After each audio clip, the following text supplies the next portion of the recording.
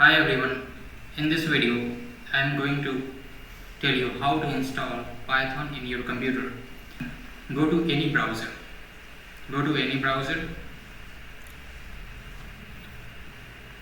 and type Python. So when you type Python, you will get first website, which is the official one. So you can click on downloads, or you can go to the home page of that Python website. So I will go to downloads. So here you can see a button, download Python 3.10.5. So click on that button, then Python will get downloaded into your computer. So after finishing the download, click on this file. It will open the installation window like this. So click on install now. It will take few seconds. So after finishing the installation, it will show you setup was successful.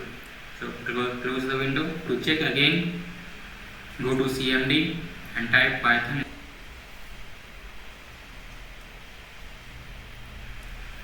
So it is showing Python 3.10.5. It means Python is installed in my computer.